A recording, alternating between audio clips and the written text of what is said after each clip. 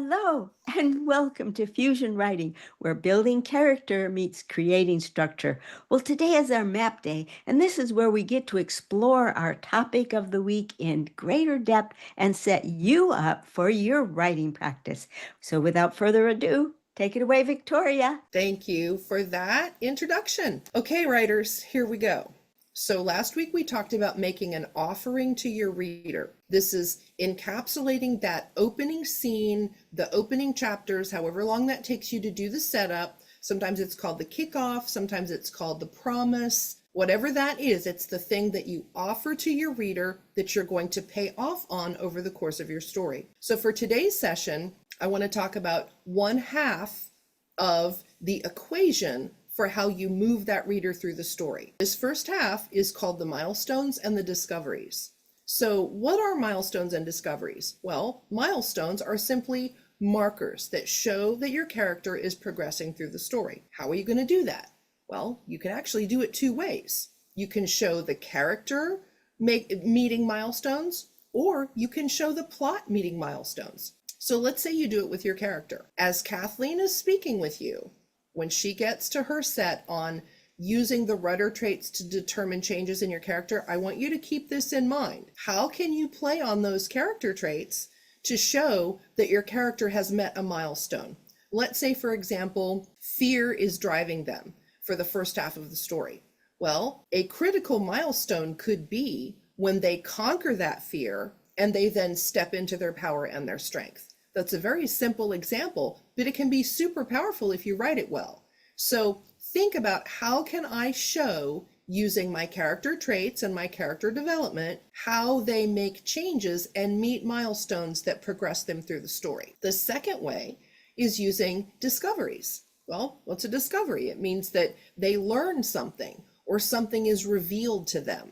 Well, how are you going to do that? There's a million ways, my friends.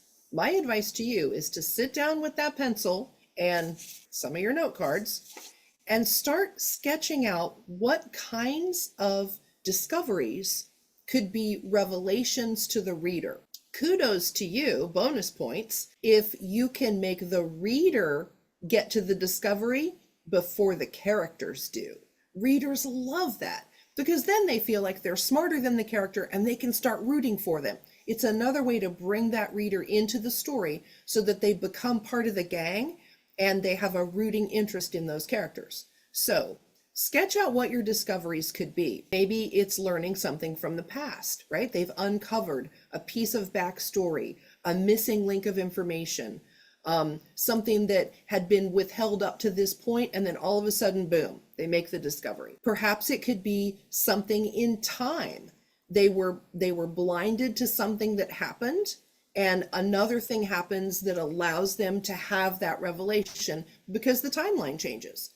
There's a million ways that you can give your reader and your characters those little points of discovery that help drive them through the story. Now, here's a pro tip. Stack your discoveries. Maybe in chapter 2, they discover a piece of information. And then maybe in chapter 4, that piece of information ends up leading them to a particular place that they had a blind spot to.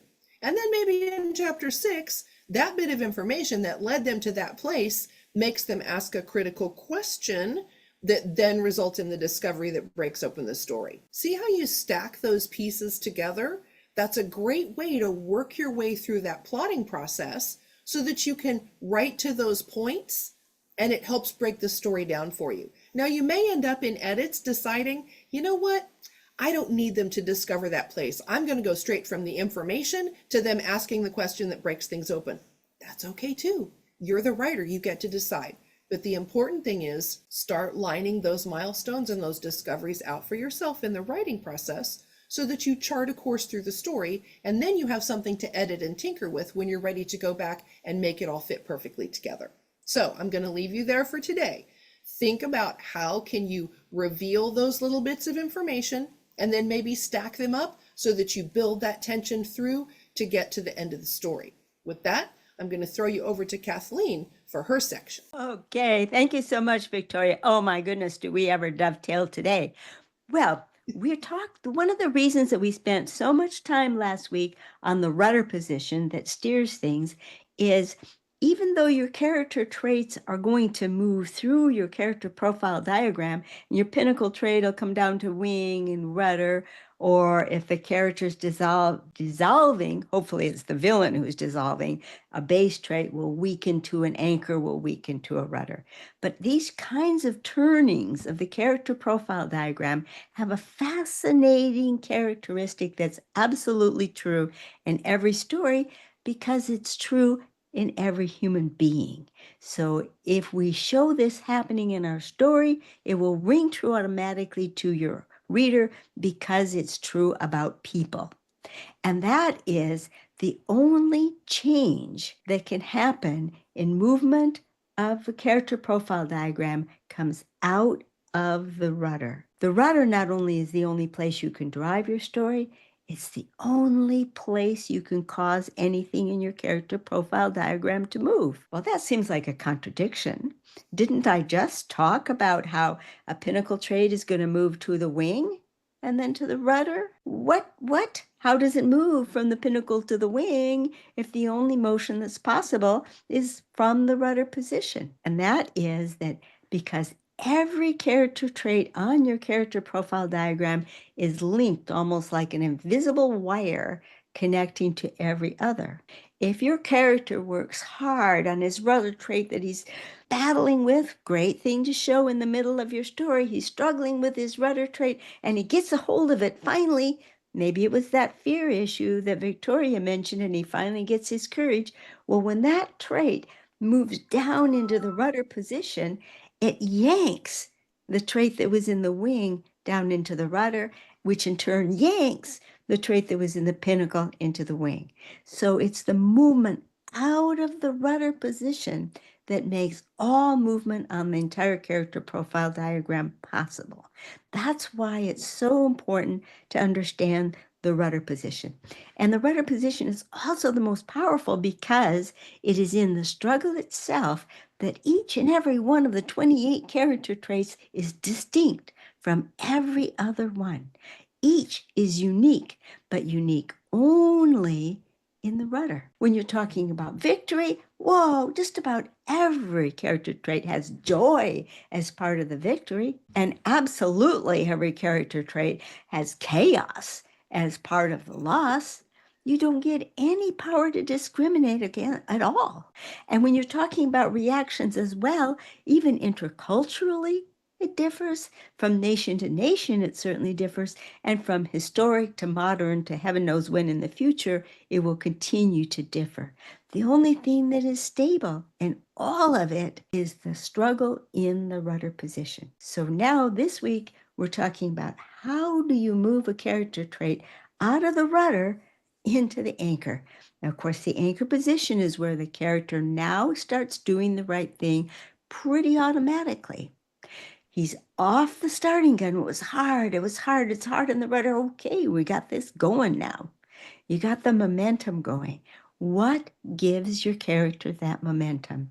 And the answer is repetition. Repeated times, your character has to be offered the chance to make a decision, and repeatedly, the character chooses success. And whenever you choose success, you hear those voices of success. And those voices of success, the more you hear them, the more they drown out the voices of failure. Because now your voices of failure are hard to believe because success is so accessible. And when success succeeds in being the dominant voice and the voice of failure starts weakening, that's the very definition of being in the anchor position. It all comes out of the voices. When you're hearing the struggle and the victory and the lost voices are all clamoring at the same time, that's the very different definition of being in the rudder position. So drown out the voices of loss with the voices of victory, and that's all you have to do in your story is show that yes is now the dominant voice.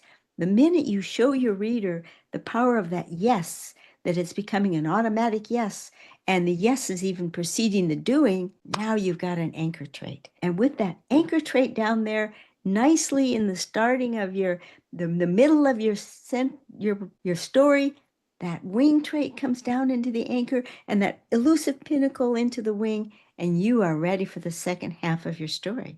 Because in the second half, we'll do it again. We'll do another movement. Oops, no spoilers. Gotta wait another month for that. You won't see that until March. So that's all for now. Victoria, how would you like to sum us up? Oh, that was excellent. Excellent. Seriously, guys, you're getting a master class here. Even if it's just at the high level and not getting really down into the nitty-gritty of the writing process, this stuff is priceless because what we're giving you is an inside look at how to piece that story together in such a way that you end up with a really nice cohesive whole that ultimately is going to satisfy your readers. And that's what we all want to do. We want to make our readers happy because we like to be happy readers. Nobody likes to read a stinky story. We like to read great stories. And that's what we're here to do, is help you write great books. So pay attention to those traits. Start to develop an understanding of how they play into how you build out your story, and then start building those things side by side because you will end up with a terrific story. Now, Kathleen, tell us, where can our viewers find us? You can find us on LiLLiPub.org. LiLLiPub.org is a great place to come and chat about the character traits or story struggle. We'd love to hear your thoughts and interact with you on it. And best of all, on every Saturday, we have a Zoom call where you can post your writing ahead of time. We'll read it. We'll give you commentary and assistance to help you strengthen your story and make it a really, really great one. This is an incredible opportunity. LiLLiPub isn't expensive.